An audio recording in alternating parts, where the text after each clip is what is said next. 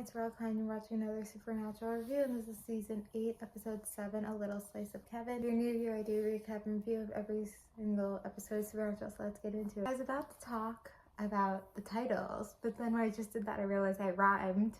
I wonder if they did it on purpose to rhyme, because like this is the second episode we've had this season that had Kevin's name, or I don't know, maybe Kevin's mom also. Like there's just like a lot to do with Kevin that they're just pushing. So this was definitely super serialized, and like it had some episodic tendencies, but it was clearly serialized. You had to kind of know what was happening in the season to kind of know to follow this. You couldn't just, even if it's not your first episode of Supernatural, if it's like your 20th episode of Supernatural and you're just trying to watch an episode out of the blue, like these things wouldn't have worked with this episode, or to like it, you couldn't just use that for this episode, I'm trying to say. But I feel like it's pretty okay, pretty decent, and you know, I'm very critical of serialized episodes because I just feel like they're not stronger, especially when it's like kind of, we're not halfway through the season, but like it feels closer to halfway through the season, so it just feels like it wouldn't be stronger, you know? But that's why I think I didn't put it on the good list. I think I'm just having it be okay because again, like it's not the greatest, but I do feel like it was better than what I've seen from serialized episodes. So Kevin and his mom is back, and I feel like the whole thing with the demons, like his mom just seems so crazy. Like she doesn't seem like a realistic character, and I feel like that's throwing me off.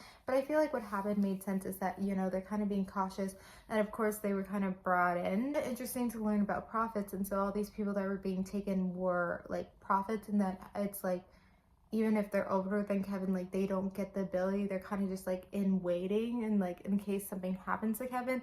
So in the way, like they weren't working, and so either like Crowley had to kill Kevin or just use him. And Cass came back this episode, which is like kind of interesting because like obviously like we all knew, like I feel like Cass was gonna come back, and it's not something where it's like the first episode of the season, like of course that's the episode Dean comes back, like, you know, there's not gonna be, it's not gonna be like a few episodes in like Dean comes back, but like it makes sense, you know, if they're not gonna have Cass back the same episode, like it makes sense it would take a little while. So it's kind of something where they had to be very smart and critical in their thinking of bringing back Cass. And so I wonder if they were just like waiting for the right moment. And again, like I don't know if this was the right moment, but I feel like in the end it did work to kind of bring him back and how he was used this episode.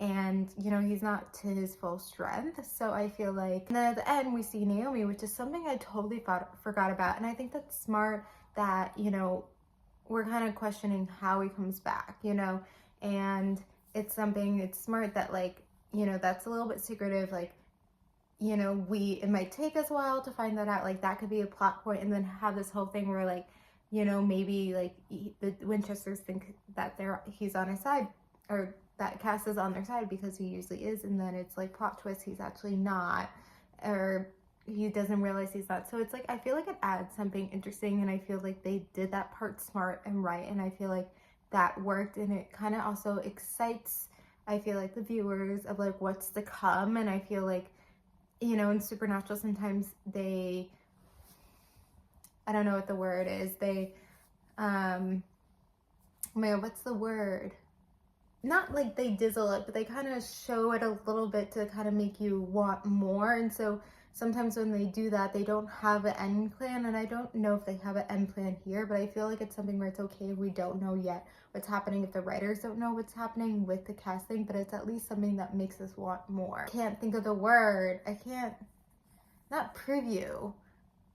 What is the word? But yeah, the episode clearly was on the serialized side, but I feel like it worked, and like the story worked, and I feel like it still was intriguing. Like I still was very engaged, which I feel like I was a little bit worried I wasn't engaged, and then I found myself more engaged in this episode, and I like was like, oh wow, I'm more engaged in a Supernatural serialized episode. But I feel like the episodes are becoming more serialized, and it's something that like I really feel like my first time watching, like you just feel like the later seasons are so much more serialized, like it just doesn't feel the same, and the tone of Supernatural changed so much, but it's still like a show we love. And then every so often you get an episode that feels like the original Supernatural, but right now it just feels very serialized. But I feel like if we have serialized episodes that feel like this episode, then it would be okay if maybe we're going that direction. I can't remember, and that's another thing, is I don't recall like a lot of episodes of the season, just because like I don't think they were that strong, or maybe because they weren't as episodic, I don't know, but we're gonna see.